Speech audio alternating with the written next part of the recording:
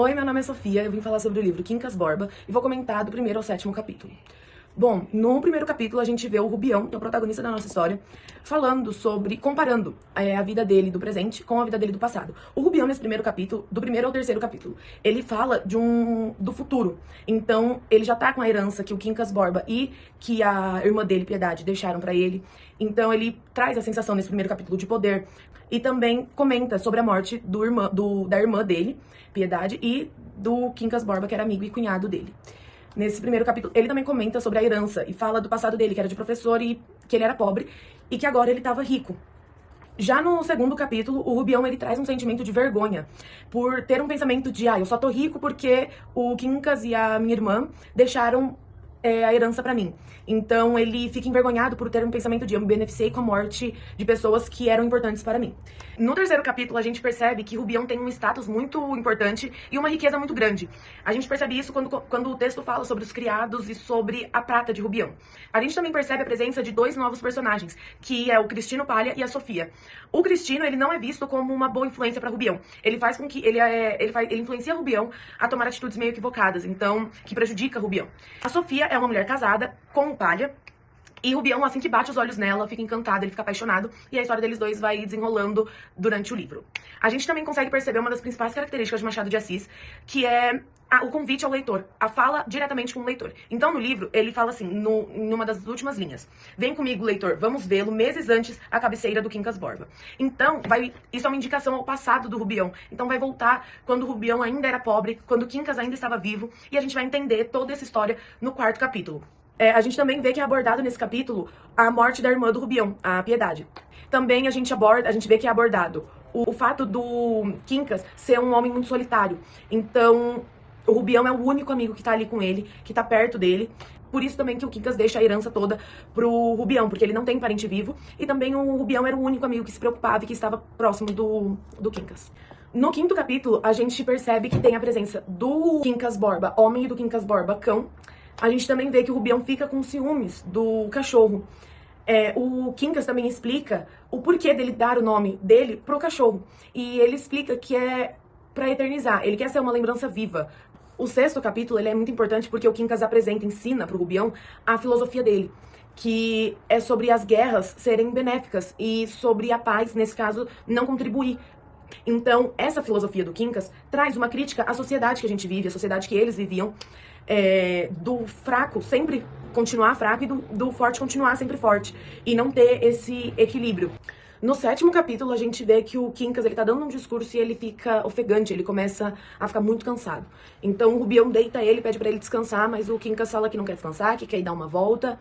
Ele, depois de muita insistência do Quincas, acaba deixando ele dar esse passeio que ele quer dar, mas de primeiro o Rubião ele vai contra, fala assim, não, você tem que descansar, e o Quincas fala que não, que ele quer passear, e no fim ele vai. Oi gente, tudo bem? Hoje eu vou explicar sobre o capítulo 8 até o capítulo 12. Então, o capítulo 8 já começa com o Quincas Borba querendo ir pro Rio de Janeiro pra poder fazer o testamento dele, pra resolver negócios pessoais, coisas dele. Só que ele já tava muito velho, já tava muito doente, quem cuidava dele era o Rubião, porque ele não tinha condições de ficar sozinho, né? E por esse mesmo motivo, o Rubião ficou meio assim, né, de deixar ele ir pro Rio de Janeiro. Falou, não, eu vou junto, né, eu vou junto com você e tudo mais. Só que o Quincas Borba não deixou, porque alguém precisava ficar com o cachorro dele, que também se chama Quincas Borba. Alguém precisava ficar com aquele cachorro, e ele não podia levar, né, pro Rio de Janeiro, mas ele só confiava no Rubião pra poder ficar com o cachorro dele. Aí depois que o Quincas Borba vai pro Rio de Janeiro, o cachorro, ele sente a mesma coisa que qualquer cachorro sente quando o dono vai viajar. Então ele fica deprimido, ele não quer comer, ele não quer beber água, ele não quer levantar, ele chora o dia inteiro. E isso é super normal, né, pros cachorros, que são muito apegados nos donos, é normal. E aí, 7 semanas depois que o Rubião vai pro Rio de Janeiro, ele recebe uma carta do Quincas Borba, falando o seguinte: Caro amigo, não tenho escrito por motivos particulares. Volto breve, mas quero comunicar desde já um negócio reservadíssimo. Se você rir, demonstra aquilo que é, um ignorante. Não ria e não conte a ninguém o que vou te confiar. Quem sou eu, Rubião? Sou Santo Agostinho. Descobri isso anteontem. Ouça e cale-se, ignorante. Enfim, aí depois que ele leu essa carta, com a carta nas mãos, ele chorando, ele pensou, não, é uma brincadeira dele, né? Eu não queria acreditar que o Quincas Borba tinha morrido. E aí, pouco tempo depois, chega uma outra carta, né? A tal carta reservadíssima. Aí ele fica com remorso, né, e tudo mais. Ele até pensa em dar a carta pro médico, mas aí ele muda de ideia de novo e decide ficar com a carta. Aí, no capítulo 11, saiu notícia, né, nos jornais da corte, ainda com a assinatura do Quincas Borba, de que o senhor Joaquim havia falecido, né? E a gente percebe que Quincas nada mais é do que um apelido pro nome Joaquim. Que ele tinha falecido e tudo mais, falou que ele era um filósofo. E assim que o Rubião leu, ele só conseguia pensar no cachorro. Só que não passou muito tempo, ele já pensou, minha obrigação com ele acabou. Já que o Quincas Borba pediu pra eu ficar com ele só quando ele tava viajando, eu já não tenho mais que cuidar dele, né? Aí ele entrega o cachorro pra comadre Angélica. E aí depois, nos próximos capítulos, né, ele vai e busca o cachorro de novo, depois que ele percebe ali algumas coisas do testamento e tudo mais, ele percebe que ele precisa ficar com o cachorro, mas isso aí acontece nos próximos capítulos. Fala pessoal, tudo bem? Meu nome é Arthur, sou do segundo ano lá e eu vou falar do capítulo 13 ao 17, então eu vou resumir cada uma dessas partes. Começando no capítulo 13, Rubião ele recebe uma notícia da morte de Quincas, um grande amigo querido, através de uma carta. No caso, o Rubião ele descobre que foi nomeado herdeiro. Então ele percebe que a responsabilidade de cuidar do cachorro é como se fosse uma pessoa, então ele tem essa grande responsabilidade, além de receber essa grana. O Rubião ele começa a refletir muito sobre a vida dele nova, que ele percebe que ele foi muito abençoado com essa grande fortuna, e ele até começa a fazer uns planos para se mudar para o Rio de Janeiro, para construir algo lá. E aí ele começa o capítulo 17, que no caso o Rubião ele encontra o cachorro na casa da comadre, que reclama que o animal está muito inquieto, não está conseguindo comer direito, e avaliando, ao ver que o cachorro está bem, Rubião ele decide levá-lo de volta e promete à comadre que lhe dará outro cão, mas aquele precisa ficar sob bons cuidados, cumprindo com a promessa feita a Quincas Borbas. Então, basicamente é isso. No caso do capítulo 13 ao 17, ele resume bastante, focado mais no cachorro de Quincas, né, e os cuidados, e além da fortuna que Rubião recebeu. Oi, gente. Hoje eu vim explicar um pouco sobre o capítulo 18 ao capítulo 22 do livro Quincas Borba.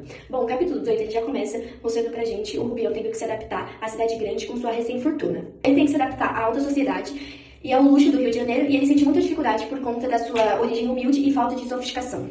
Bom, no capítulo 19 a gente observa que o Rubião ele é apresentado a novos personagens da alta sociedade carioca. E a amizade do Rubião entre esses novos personagens é bem marcada pela ingenuidade e pela adaptação de um novo estilo de vida. Bom, no capítulo 20 a gente observa que o Rubião cria uma forte amizade com o casal Sofia e Palha. Ele fica meio confuso no meio disso tudo porque ele começa a criar um sentimento pela Sofia, embora ela seja casada. Bom, Sofia e Palha, o casal, eles observam, eles entendem que o Rubião é uma pessoa muito ingênua, uma pessoa muito generosa, e eles se aproveitam disso para o seu bem próprio. Bom, como eu disse no capítulo passado, a gente vê que o Rubião, ele confia muito no casal Sofia e Palha, e por ele ser tão inocente, a gente observa que no capítulo 21, o Palha convence o Rubião a colocar grande parte da sua fortuna em um negócio que o próprio Palha sugeriu. E como o Rubião era um pessoal muito inocente, ele acabou colocando e acreditando nele. Bom, nesses capítulos do 18 ao 22, a gente consegue observar essa mudança de Rubião, que era um personagem muito simples, de uma vida muito simples, para um membro, se tornou um membro da alta sociedade. E mostra pra gente algumas de suas fragilidades, e mostra também que, como ele veio de uma vida muito simples, ele não tinha tanta malícia nas coisas, então ele era uma pessoa muito inocente. Oi, gente, tudo bem? Eu sou a Júlia, do segundo A. Eu vou falar do capítulo 23 ao 28. Bom, o Rubião, ele recebe uma carta através de Sofia, e é uma carta, ela meio que chamou ele pra jantar nessa carta. E aí, ao visitar a Sofia, né, na hora que ele chegou lá no jantar, que ela convidou ele chega atrasado, e aí ele é recebido com censura leve. Ela ficou perguntando pra ele por que ele chegou muito atrasado, enfim. Bom, gente, e aí, o Rubião, ele fica encantado por Sofia, ele se apaixona por ela, ele fica admirando a beleza dela. E aí ele também reflete sobre o marido de Sofia, o Palha. Porque o Palha, ele exibe em público, decotada e adornada a Sofia. E aí, inicialmente, fica contra a vontade dela. E aí, ela acaba, né, se acostumando e até gostando da atenção que ela recebe. E aí, o Rubião, ele fica completamente fascinado, e aí ele chega a pensar em fazer algo muito uou, muito escandaloso por ela, por Sofia. Bom, gente, aí depois, né, na penúltima parte, aconteceu muita coisa. E aí, durante uma reunião, enquanto uma senhora cantava, o Palha acompanhava no piano, e aí Rubião e Sofia trocaram olhares intensos. E aí, Tônica, eu não sei se é assim que pronuncia o nome dela, tá? Mas enfim, vou falar dessa forma. Que é a filha do Major. Ela queria muito ficar com o Rubião. Ela era meio que apaixonada por ele, queria muito ficar com ele. Só que ela viu que não ia dar certo, porque o Rubião queria ficar com a Sofia, enfim. E aí ela ficou preocupada. Bom, gente, aí no último capítulo, por fim, o Rubião, ele ficou, né, distraído pela presença de Sofia. E aí ele mal escutou a Tônica, que fala do seu desejo de ir pra Minas Gerais, enfim. Ele nem prestou atenção nisso. E aí ele finge prestar atenção, só que ele não prestou. Enfim, aí mais tarde, no jardim, o Rubião, ele se enche de coragem e elogia a Sofia, usando metáforas sobre estrelas enfim, é isso. E aí ele fala um monte de coisa pra ela, e aí a gente termina por aqui. a parte do meu capítulo, tá bom? É isso.